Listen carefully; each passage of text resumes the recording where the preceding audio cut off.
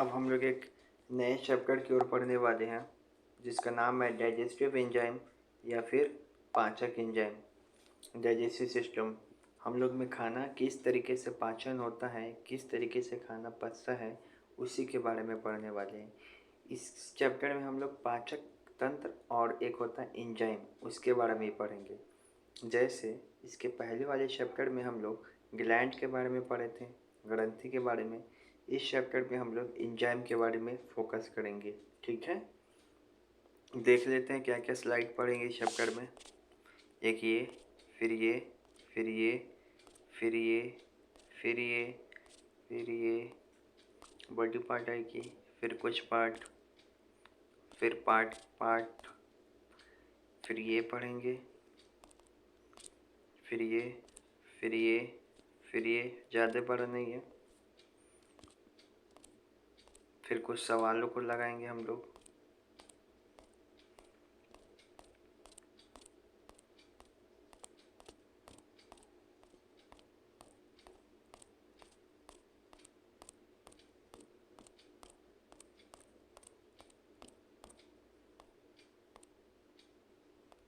ठीक है, चलिए देखिए, हम लोग का जो टॉपिक का नाम है पाचक तंत्र, डाइजेस्टिव सिस्टम। आपको पता है हम लोग जब खाते हैं तो उसका पाचन करने का मतलब क्या है?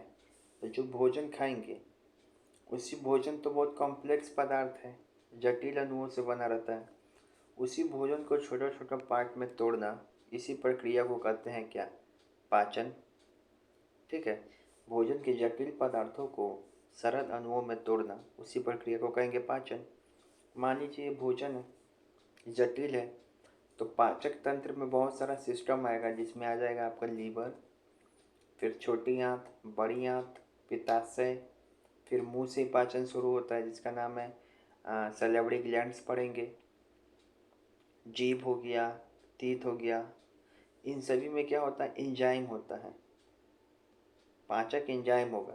तो ये सब क्या करेगा ना कि पाचक एंजाइम भोजन को छोटा छोटा पार्ट में, पदार्थ में तोड़ देगा, सरल अणु में तोड़ देगा।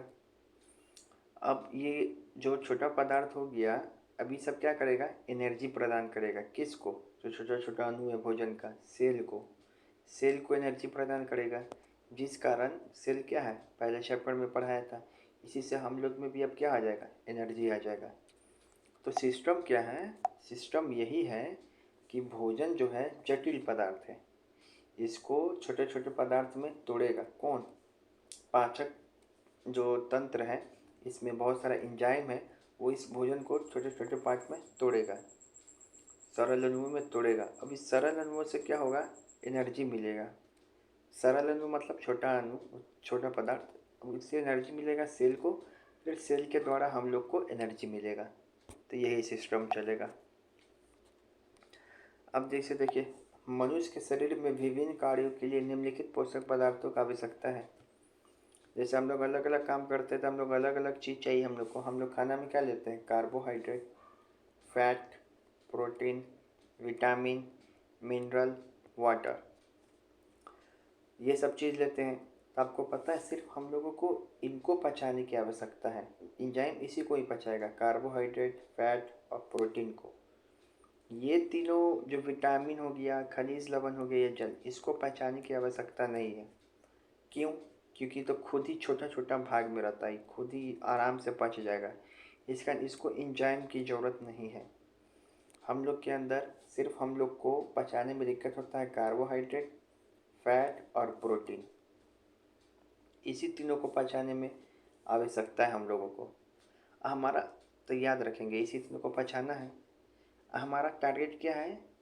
हमारा टारगेट यही रहेगा कि एंजाइम की सहायता से कार्बोहाइड्रेट को बदलेंगे ग्लूकोज में, प्रोटीन को बदलेंगे एमिनो एसिड में, वसा यानी फैट को बदलेंगे वसीय अम्ल यानी फैटी एसिड में। हमारा टारगेट यही होना चाहिए। क्या टारगेट होना चाहिए? कि एंजाइम की मदद से जो कार्बोहाइड्रेट खाएंगे उसको बदलेंगे ग्लूकोज में, प्रोटीन जो खाएंगे उसको बदलेंगे एमिनो एसिड में, अब वसा यानी फैट जो खाएंगे उसको बदलेंगे वसीय अम्ल यानी फैटी एसिड में। हमारा यही टारगेट होना चाहिए। ठीक है, और ये सब एक फॉर्म से दूसरे फॉर्म में, एक जगह से एक रूप से दूसरे रूप में कैसे आएगा? एंजाइम। यही एंजाइम को हम लोग इस चैप्टर में पढ़ने वाले हैं। और ये एंजाइम कहाँ से रिलीज होगा? The gland. कैसे ग्लैंड? पीछे पढ़ाया था। एंजाइम कौन सा ग्लैंड निकलता है?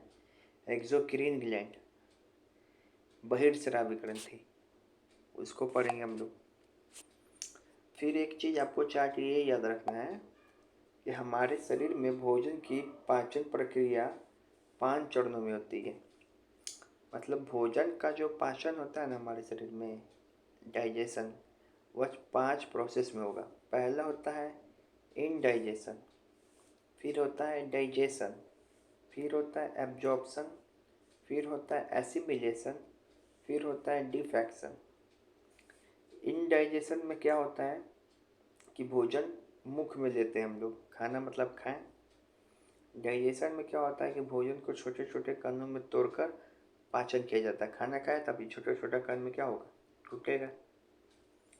एब्जॉर्प्शन में क्या होता है कि जो खाना पच गया है उससे भोजन का रक्त में पहुंचना। अब वो छोटा छोटा खाना कहाँ चला जाएगा?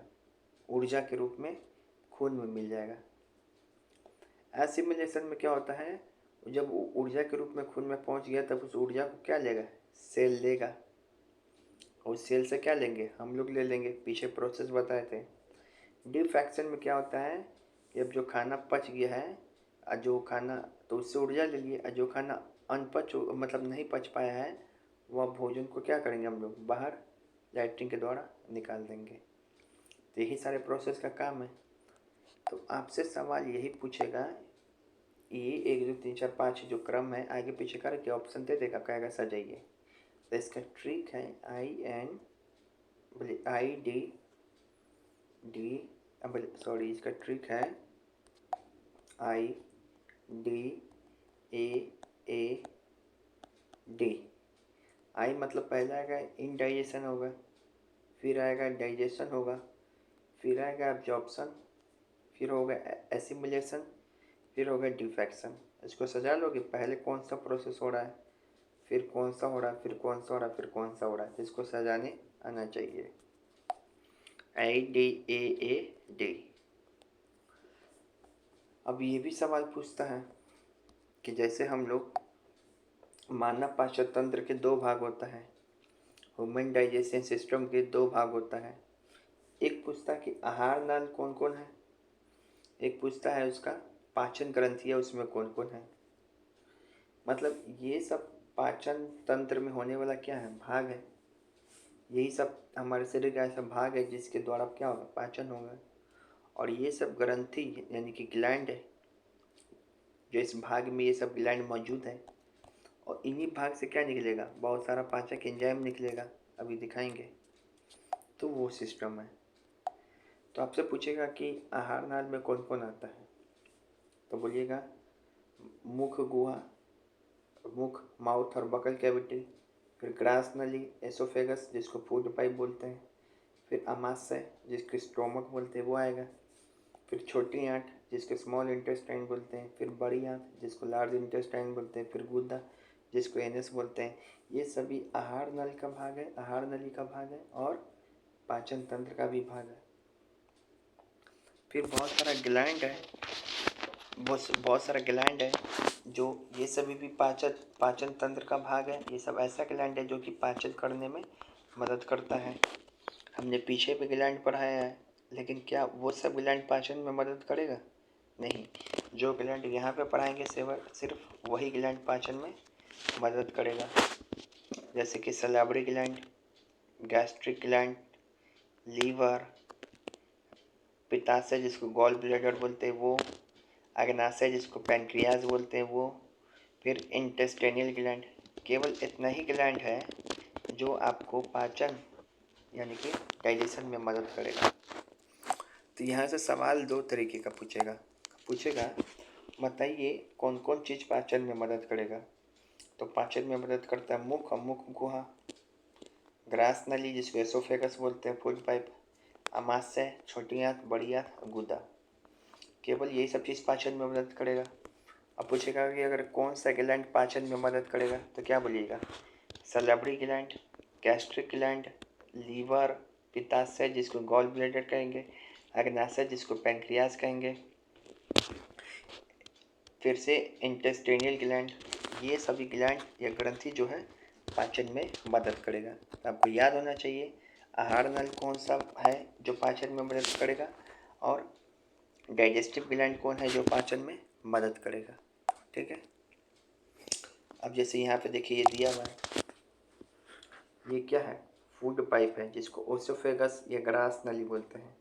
खाना मुंह से अंदर आएगा, इसके अंदर जाएगा, फिर कहाँ जाएगा, आमाशय, पेट में, पेट में गया, फिर पेट से कहाँ आएगा, छोटी छोटी आंत में, यहाँ पे गया, फिर कहाँ पड़ेगा खाना, बड़ी आंत में, फिर कहाँ आएगा, गुदा, एनस में। तो देख रहे हो ये सभी जो है पाचन में मदद कर रहा है। अंग हमारे शरीर का अंग है जो पाचन में मदद कर रहा है। यहाँ मुख भी हो गया। फिर देखो कौन कौन सा ग्रंथि है जो पाचन में मदद करता है। तो मुख में होता है लार ग्रंथि जिसको सलेवरी ग्लैंड बोलते हैं, फिर लीवर, फिर अग्नाशय, पित्ताशय। तो ये सब जो ग्लैंड है इनसे निकलेगा एंजाइम, अभी पढ़ाएंगे, इनसे बहुत बहुत सारा एंजाइम निकलता है, इसी को याद रखना है। यही सब पाचन में मदद करेगा। तो अब सारा सिस्टम समझ में आ रहा होगा आपको। अब क्या करना है ना, देखो आपको डाइजेस्टिव एंजाइम समझना है तो इससे पहले बॉडी पार्ट समझना होगा। यहाँ से भी सवाल पूछता है बहुत सारा। एक होता है माउथ, माउथ तो समझ ही रहे, मुंह। इसके नीचे क्या लिखा है, ओसोफेगस जिसको बोलते हैं ग्रास नली। इसके बारे में याद रखना है कि ये आहार नली है, लेकिन यहाँ पर पाचन तंत्र या कोई पाचन जैसा क्रिया नहीं होता है। आहार नली का भाग है ये आहार नली का भाग है, लेकिन यहाँ पे पाचन नहीं होता है, गर्दन में पाचन नहीं होता है। क्यों? क्योंकि इसके ओसोफेगस यानी है जो है आहार नली, इसमें जो है आपको कोई एंजाइम ही नहीं पाया जाता, इसी कारण इसमें कोई पाचन नहीं होता है। फिर कहाँ चल जाता है खाना, स्टोमक यानी कि पेट में। अब स्टोमक का 3 भाग होता है, एक होता है कार्डियक, सबसे ऊपर वाला भाग होता है कार्डियक, फिर आएगा फंडस, फिर होता है पाइलोरिक। ठीक है। फिर खाना कहाँ जाता है स्टोमक के बाद, स्मॉल इंटेस्टाइन में, छोटी आंत में। इसी जो स्टोमक के नीचे आएगा स्मॉल इंटेस्टाइन, स्मॉल इंटेस्टाइन यानी कि छोटी आंत का भी 3 भाग, डुडेनम, जेलियम, इलियम, DJI। इसमें इसका जो स्मॉल इंटेस्टाइन का डुडेनम है वह पेट के पायरोलिक भाग से जुड़ा रहता है। ये सवाल पूछता है कि पेट और छोटी आंत एक दूसरे से जुड़ा हुआ है, लेकिन कौन से भाग से। तो पेट का जो भाग है पाइलोरिक, छोटी आंत का भाग है डुडेनम, ये एक दूसरे से जुड़ा रहता है। अभी पेट के ही थोड़ा आसपास और छोटी आंत से थोड़ा ऊपर लीवर, यकृत और पैंक्रियास, पैंक्रियास यानी अग्नाशय, ये दोनों पाया जाता है। फिर स्मॉल इंटेस्टाइन के नीचे आता है कौन, बड़ी आंत। छोटी आंत के नीचे क्या आएगा, बड़ी आंत। बड़ी आंत के भी 3 भाग है, सीकम, कोलन, रेक्टम। ये जो सीकम है बड़ी आंत का सबसे ऊपरी भाग, ये जुड़ा होता है छोटी आंत के सबसे निचली भाग इलियम से, और यही सीकम के पास अपेंडिक्स जो होता है वो पाया जाता है। तो मेनली आपको बॉडी पार्ट कौन कौन सा याद रखना है। स्टोमक का कौन कौन भाग है पेट का, तो बोलिएगा कार्डिया, फंडस, पाइलोरिक, CFP।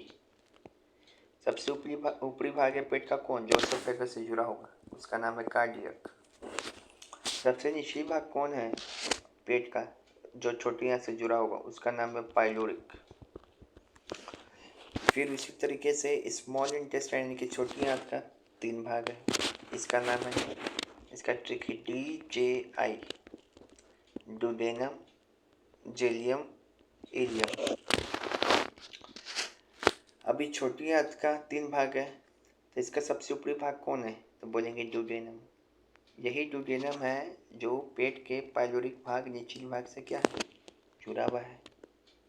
फिर आता है जीलियम, फिर आता है इलियम।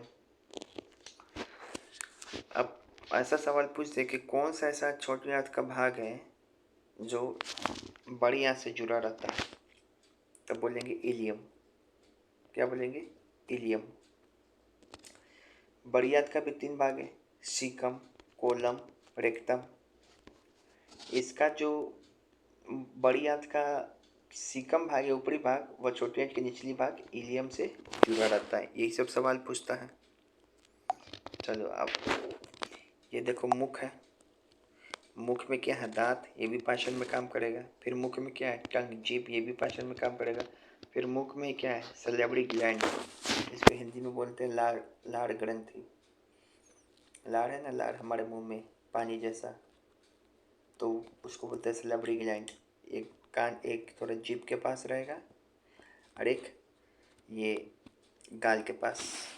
3 जोड़ी लाल ग्रंथि पाया जाता है, 3 को। तो ये भी पाचन में मदद करेगा। देखो ये जो है, ये सब मुख में पाया जाने वाला ग्रंथि है। एक का नाम है सलेवरी ग्लैंड जिसको बोलते हैं, एक का नाम है सब मैंडुलर ग्लैंड जो जीभ के नीचे पाया जाता है। एक ग्लैंड का नाम है जो मुख में पाया जाएगा, उसका नाम है पेट्रोइड ग्लैंड, जो ये गाल के पास पाया जाएगा, ये सबसे बड़ा ग्लैंड है। फिर एक जो ग्लैंड है जीभ में पाया जाता है, उसका नाम है सबलिंगुअल ग्लैंड। ठीक है, जैसा कि हमने बताया है कि मानव के मुख में 3 जोड़ी लार ग्रंथि पाया जाता है, सलेवरी ग्लैंड, तीन तीन वो सलेवरी ग्लैंड। एक है पेट्रोइड ग्लैंड जो कि कहाँ पाया जाता है? गाल के पास, सबसे बड़ा ग्लैंड है मुख में पाया जाने वाला। फिर एक कौन सा ग्लैंड है? फिर एक है सब मैंडुलर ग्लैंड। सब मैंडुलर ग्लैंड ये जीभ के नीचे पाया जाता है, देखो यहाँ पे। फिर एक है सब लिंगुअल ग्लैंड जो कि जीभ में पाया जाता है। ठीक है, तो ये याद रखेंगे। कभी पूछ दे कि सबसे बड़ा ग्लैंड कौन है जो मुख में पाया जाएगा, ग्लैंड मतलब ग्रंथि, तो बोलेंगे ये गाल के पास वाला पेट्रियोड ग्लैंड। अब पूछे कि कौन सा ऐसा ग्रंथि है तीनों में से जो मुख में पाया जाता है, जो सबसे छोटा है, तो सबलिंगुअल ग्लैंड जो जीभ पे पाया जाता है। और कौन कौन सा ग्लैंड या ग्रंथि हमारे जीभ में पाया जाता है, ये मुंह में पाया जाता है, तो इसका 3 नाम है, पेट्रोइड ग्लैंड, सब मैंडुलर ग्लैंड और सब लिंगुअल ग्लैंड। याद होना चाहिए। ये क्या है? ये हमारा पेट है। देखो यहाँ पे 3 भाग पाया जाता है। CFP याद कराए हैं। सबसे ऊपरी पार्ट को बोलते हैं कार्डियक पार्ट, सबसे बीच वाले पार्ट को बोलते हैं पेट का फंडिक पार्ट, सबसे नीचे वाले पार्ट को बोलते हैं पाइलोरिक पार्ट। इसी के नीचे क्या आता है? हमारे पेट के नीचे छोटी आंत, जिसका ड्यूडेनम पाइलोरिक से क्या होगा? अटैच होगा। ये क्या है? छोटी आंत, स्मॉल इंटेस्टाइन। ये क्या चीज़ था? पेट। छोटी आंत का 3 भाग बताए थे, ड्यूडेनम, जेलियम, इलियम। इसी छोटी आंत के जो ड्यूडेनम है उससे हमारा पेट का पाइलोरिक भाग जुड़ा रहता है। देखो ये क्या था? कार्डियक। ये क्या था? फंडस। और ये क्या, कौन सा भाग था? पाइलोरिक। इसी पाइलोरिक से तो छोटी आंत का ड्यूडेनम यानी कि सबसे ऊपरी भाग जुड़ा रहता है। और ये है इलियम, छोटी आंत का सबसे निचली भाग। इसी इलियम से क्या जुड़ा रहेगा? बड़ी आंत का सेकम। तो ये सब पार्ट याद होना चाहिए। जब तक ये सब पार्ट याद नहीं होगा, तब तक जब हम फंक्शन बताएंगे, एंजाइम बताएंगे, तो आपको समझ में नहीं आ पाएगा। ठीक है, तो ये बॉडी का जो पार्ट है पूरा याद होना चाहिए। यहाँ से भी सवाल पूछता है। ठीक है, बॉडी का पार्ट। फिर एक है लीवर। लीवर के बारे में समझ जाओ। लीवर हल्का पेट के आसपास होता है। ये लीवर है, यहीं पर क्या होता है? पीठ निर्माण होगा। पीठ मतलब बाइल जूस।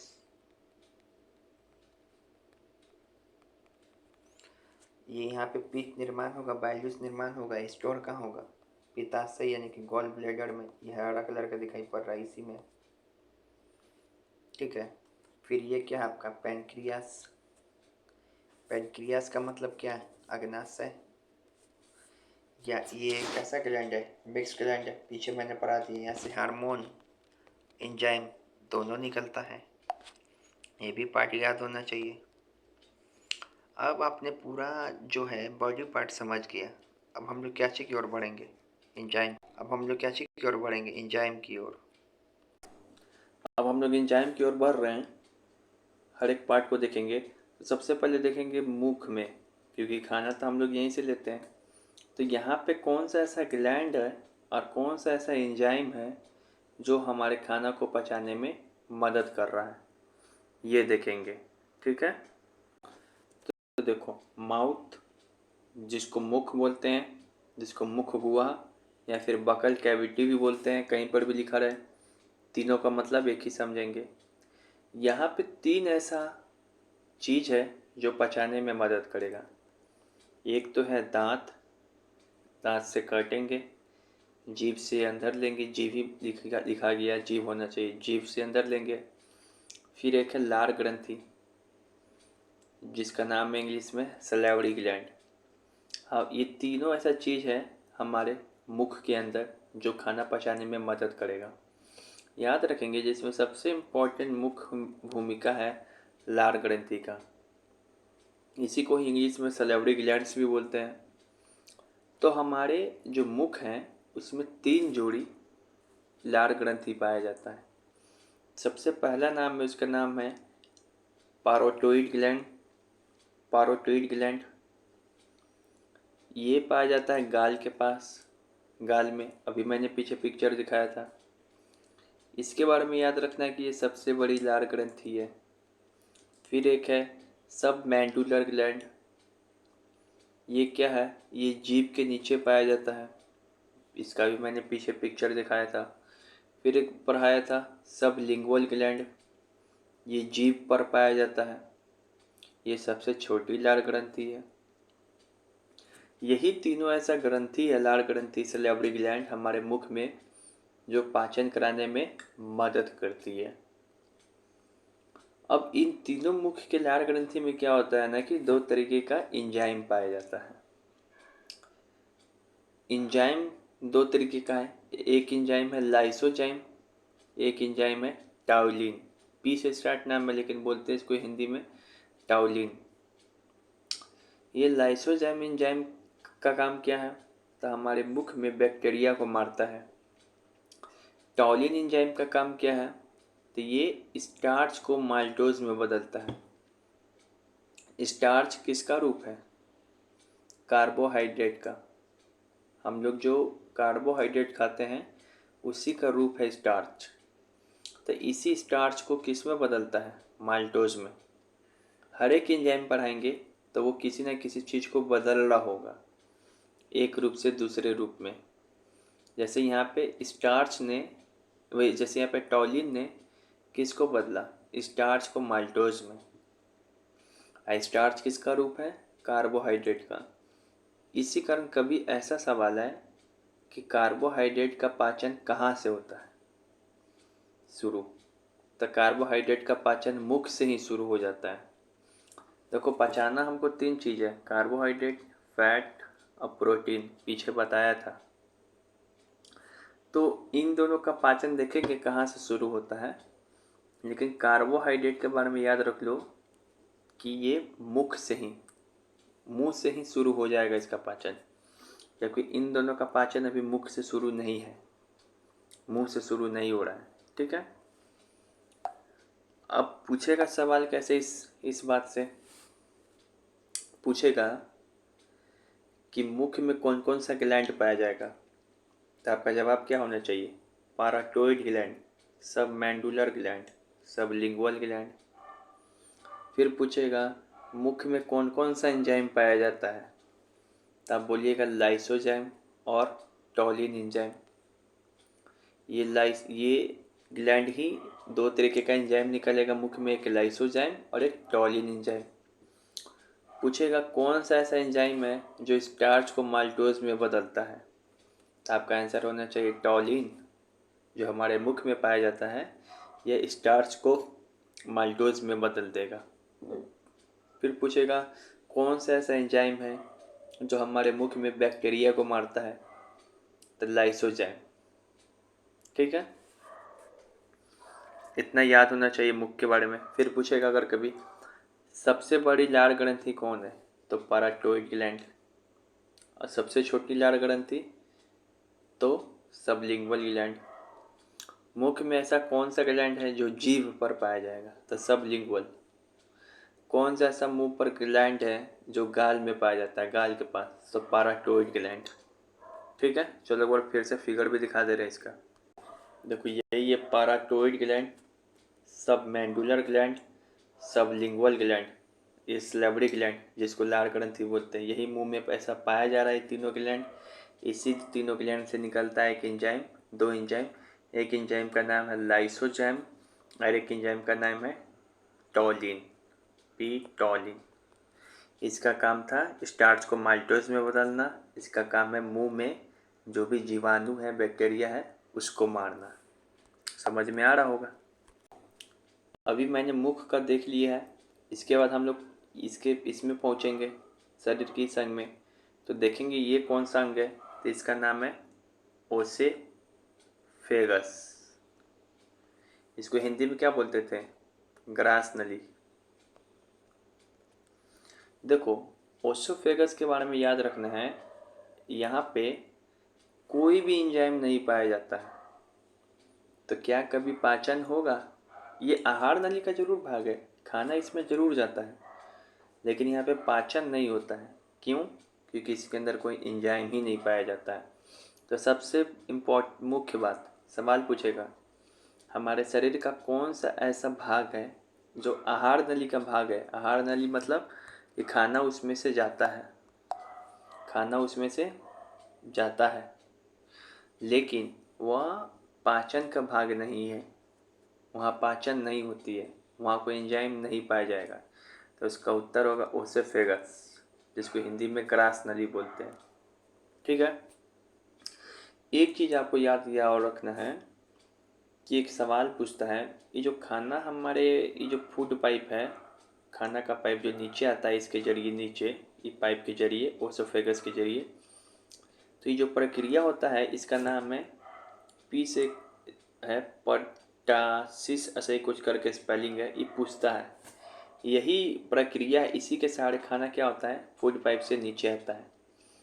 इस प्रक्रिया में क्या होता है कि हमारे शरीर का जो मसल कॉन्ट्रैक्शन है ना, ऐसे ऐसे कर होने लगता है, जिसके सहारे नीचे आता है। हमारे शरीर का जो मसल कॉन्ट्रैक्शन है, संकुचन होता है, इसके सहारे खाना नीचे आता है। एक बार एग्जाम में एक बार पूछ दिया, क्या ये ग्रेविटेशन के जरिए नीचे आता है। ग्रेविटेशन मतलब गुरुत्वाकर्षण के जरिए, तो आपका उत्तर होना चाहिए नहीं। ये परटासिस नाम का एक प्रक्रिया होता है, इस पर सवाल बहुत बार पूछा है, हम आपको दिखाएंगे। उसी के जरिए खाना नीचे आता है। ठीक है, तो ओसोफेगस के बारे में क्या याद रखना है, इसमें भोजन या पाचन नहीं होता है, क्योंकि इसके अंदर कोई एंजाइम नहीं पाया जाएगा। इसमें एक प्रक्रिया होता है क्रमाकुचन, जिसको इंग्लिश में बोलते हैं परटासिस। इसी प्रक्रिया के कारण भोजन नीचे आता है। देखो यही है परटासिस प्रक्रिया। इसमें क्या होता है, मसल कॉन्ट्रैक्शन, हमारे मसल का संकुचन, जिसके कारण इसको बोलते हैं परटासिस। इसी प्रक्रिया के कारण भोजन नीचे आता है। ठीक है, बहुत बढ़िया। अभी देखो भोजन का हमने लार ग्रंथि में भी देख लिया, मुख में भी, फिर इसमें भी देख लिए, ओसोफेगस में भी। खाना पहुंच गया कहाँ, लीवर के पास। लीवर देखेंगे, लीवर भी तो एक ग्लैंड है। कैसा ग्लैंड है, इंडोक्राइन ग्लैंड कि एक्सोक्राइन। एक्सोक्राइन ग्लैंड, बहिर्स्रावी ग्रंथि है, सबसे बड़ा बहिर्स्रावी ग्रंथि है। अब यहाँ देखेंगे क्या कोई एंजाइम है, एंजाइम है तो कौन सा एंजाइम है, और यहाँ पे लीवर में खाना कैसे पचता है, ये चीज़ को देखेंगे।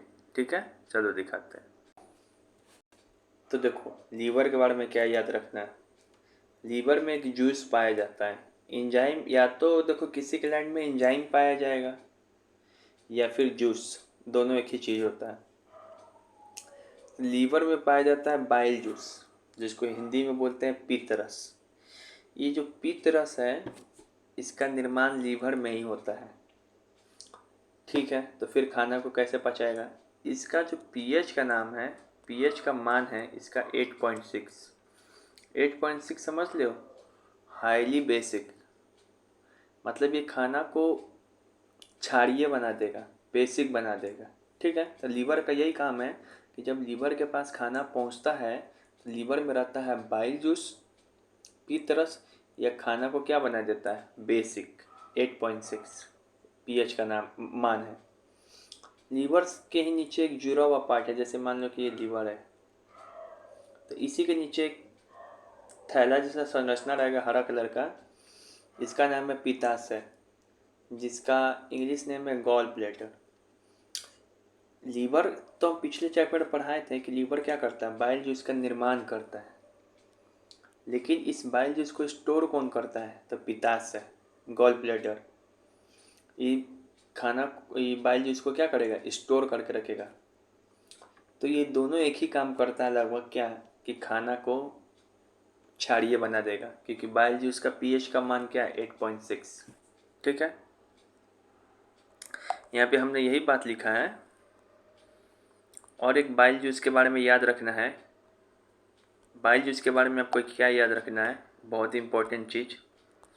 बाइल जूस तो एक जूस है, क्या कोई एंजाइम पाया जा रहा है बाइल जूस में, तो नहीं। पीतरस, जिसको बाइल जूस बोलते हैं, इसका निर्माण होता है लीवर में। इसका संग्रहण कहाँ होता है, स्टोर, तो बोलेंगे पित्ताशय यानी कि गॉल ब्लैडर में। इसका काम क्या है, तो बोलेंगे कि जो पीतरस है या बाइल जूस, ये इमल्सिफिकेशन करता है, जिसका हिंदी में बोलेंगे पाइसीकरण। इमल्सिफिकेशन या फिर पाइसीकरण का मतलब क्या होता है कि फैट को छोटा छोटा चीज़ में तोड़ना, पाचन कराने में सहायक करना। मान लो हम फैट खाएं शरीर के अंदर, और बहुत बड़ा बड़ा फैट है, तो बाइल जूस क्या करेगा, इसके ऊपर आएगा, इसके ऊपर आएगा। ये बाइल जूस कहाँ से निकलेगा, ये बाइल जूस निकलेगा पित्ताशय से, और स्टोर कहाँ रहता है, लीवर में। तो बाइल जूस आया, अब इस फैट को क्या करेगा ना, छोटा छोटा भाग में तोड़ देगा। अब तुम ही बताओ कि इतना बड़ा बड़ा पार्ट पाचन करने में सहायक है कि छोटा छोटा, छोटा छोटा। तो बस बाइल जूस का यही काम है, पीतरस का यही काम है कि फैट को छोटा छोटा तोड़ देता है। इसी प्रक्रिया का नाम है इमल्सिफिकेशन, जिसको बोलते हैं हिंदी में पाइसीकरण। इसी कारण ये शब्द बहुत ज़रूरी है। पीतरस यानी कि बाइल जूस, पीतरस या बाइल जूस में कोई भी एंजाइम नहीं हो मिलता है, लेकिन फिर भी इमल्सिफिकेशन कर फैट के पाचन कराने में सहायक है। बड़ी यूनिक बात है कि पाचन कराने के लिए एंजाइम चाहिए, लेकिन पीतरस में तो कोई एंजाइम पाया ही नहीं जाता है, लेकिन फिर भी पाचन कराने में सहायक है। क्यों? क्योंकि अभी बताएं, क्योंकि जो पीतरस है इमल्सिफिकेशन करता है, पाइसीकरण करता है। पाइसीकरण के कारण ये जो बड़ा बड़ा फैट है हमारे शरीर में खाते हैं, उसको छोटा छोटा करके तोड़ने में मदद करता है। तो यही काम है। अब यहाँ से सवाल क्या पूछेगा, पूछेगा क्या लीवर वसा के पाचन में मदद करता है, फैट के पाचन में, लीवर या पित्ताशय या पीतरस। हम पूछना ये चाह रहे हैं कि क्या लीवर या फिर पित्ताशय, जिसको इंग्लिश में बोलते हैं गॉल ब्लैडर, या फिर पीतरस या बाइल जूस किसके पाचन में मदद करता है। तब बोलिएगा भैया ये तीनों सिर्फ एक ही चीज़ के पाचन में मदद करता है, जिसका नाम है फैट, वसा। कैसे मदद कर रहा है, इन तीनों के पास तो कोई एंजाइम है ही नहीं। तब बोलिएगा ये इमल्सिफिकेशन करता है, पाइसीकरण। फिर पूछेगा आपसे पाइसीकरण क्या है, तो फैट को छोटा छोटा भाग में तोड़ना ही इमल्सिफिकेशन कहते हैं। तो याद रखेंगे, आपसे सवाल पूछे कि पीतरस, लीवर या पित्ताशय किसका पाचन करता है, तो बोलेंगे फैट का। फिर आपसे सवाल आएगा लीवर या पित्ताशय में कौन सा एंजाइम पाया जाएगा, या पीतरस में, बोलेगा कोई एंजाइम नहीं पाया जाता, लेकिन फिर भी वसा को पाचन कराने में सहायक है। फिर पूछता है कि फैट का इमल्सिफिकेशन का मतलब क्या है, तब बोलिएगा फैट का इमल्सिफिकेशन का मतलब जो हिंदी में होता है पाइसीकरण। इसका मतलब होता है कि जो बड़ा बड़ा फैट है उसको पीतरस के द्वारा छोटे छोटे भाग में तोड़ देना। यही चीज़ है, यही दो चीज़ पूछेगा। ठीक है, चलिए वो फिगर दिखाते हैं फिर से। अभी हम लोग कहाँ पहुँचे, मुख पर दिए। मुख में लार ग्रंथि पाया जा रहा था 3 जोड़ी। फिर ओसोफेगस में देखिए यहाँ कोई पाचन नहीं होता है, क्रमानुकुचन के द्वारा सिर्फ खाना नीचे आता है। फिर लीवर पढ़े, फिर पित्ताशय पढ़े। ये देखें कि यहाँ पर कि लीवर में बाइल जूस क्या था, स्टोर होता निर्माण होता है, जबकि पित्ताशय से बाइल जूस निकलता है। और यही पित्ताशय क्या कर रहा था, फैट का इमल्सिफिकेशन कर रहा था, छोटे छोटे भाग में तोड़ के पाइसीकरण कर रहा था। अब हम लोग पहुँच जाएंगे कहाँ, पेट की ओर। देखो यहाँ पे आएगा पेट। अब पेट में देखेंगे, पेट में क्या कोई एंजाइम पाया जाता है, पेट में क्या कोई ग्लैंड पाया जाता है। अगर पाया जाता है तो फिर वहाँ पाचन किस प्रकार होता है वो समझेंगे। अभी तक लीवर तक और पित्ताशय तक हम लोग समझ लिए। अब हम लोग कहाँ जा रहे हैं शरीर के अंदर, पेट में। पेट में देखेंगे, ठीक है। चलो चलो पेट में देखो। पेट को स्टोमक बोलते हैं, जिसको हिंदी में क्या बोलते हैं, आमाशय। देखो आमाशय को बोलते हैं पेट, और अग्नाशय को बोलते हैं पैनक्रियास। पेट में क्या होता है, HCl निकलता है पेट से, जिसका खाना को क्या बना देगा, एसिडिक। याद है लीवर से जो बाइल जूस निकल रहा था ये पैनक्रियास से, पित्ताशय से, वो क्या ऐसा खाना को बना रहा था, बेसिक, क्योंकि उसका pH का मान था 8.6। जबकि जब खाना हमारे पेट में पहुंचेगा तो यहाँ से निकलता है HCl, जो कि होता है एसिडिक नेचर का, क्षारीय नेचर का, ये अम्लीय नेचर का। तो खाना को क्या बना देगा, अम्लीय। बहुत बढ़िया। फिर स्टोमक का हम 3 भाग बताए थे बना के इसे। सबसे ऊपरी भाग क्या था, कार्डियक। फिर बीच में क्या भाग था, फंडक। फिर बीच एक लास्ट वाला पार्ट क्या था, पायरोलिक, जो कि छोटी आंत से जुड़ा हुआ था। तो देखो कार्डियक पार्ट के बारे में याद रखना है कि यहाँ पे एक सेल पाया जाता है जिसका नाम है ऑक्सीटोनिक सेल। ये ऑक्सीटोनिक सेल HCl निकालता है। पेट में जो कार्डियक पार्ट है, सबसे ऊपरी भाग, यहाँ पर एक सेल पाया जाएगा जिसका नाम है ऑक्सीटोनिक सेल, और यहाँ से इसी सेल से HCl निकलता है। फिर पेट में एक पार्ट है फंडिक पार्ट। फिर पेट में कौन सा पार्ट है, फंडिक, जो बीच वाला पार्ट है। ये फंडिक में ही पेट में जो सबसे अधिक समय तक खाना रहता है, क्योंकि यहाँ पर कांटा जैसा रचना एक रग पाया जाएगा। रग मतलब एक कांटा जैसे नहीं होता कि पेट में कांटा चुभ रहा है, तो खाना यहीं पे क्या है आपके आता है पेट में, और सबसे ज़्यादा देर तक रहेगा, क्योंकि ये कांटा जैसा संरचना खाना को फंसा लेता है।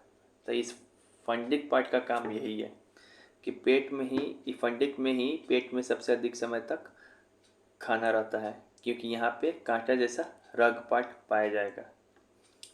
फिर एक पार्ट है जिसका नाम है पाइलोरिक। ये पाइलोरिक पार्ट का काम क्या है, तो ये जो पाइलोरिक पार्ट में जठर रस पाया जाता है, गैस्ट्रिक जूस। इससे जैसे कि पित्ताशय में पाया जा रहा था बाइल जूस, अभी पढ़ाया था ना कि लीवर था, उसके नीचे पित्ताशय, गॉल ब्लैडर था, इससे निकलता था बाइल जूस, पित्तरस। इसी तरीके से जो पेट का सबसे निचली भाग है पाइलोरिक, इसमें पाया जाता है गैस्ट्रिक जूस, जिसको बोलते हैं जठर रस। यहाँ से निकलता है 2 एंजाइम, एक का नाम है पेप्सिन, एक का नाम है रेनिन। अब ये एंजाइम निकल गया तो ये एंजाइम भी कभी कुछ काम होगा। तो पेप्सिन क्या करता है, ये प्रोटीन को पचाता है। कैसे, ये पेप्सिन करता है प्रोटीन को पेप्टोन में बदल के। और ये रेनिन क्या काम करता है, दूध में कैसीन, रेनिन क्या करेगा, पचाएगा। एक सेकेंड।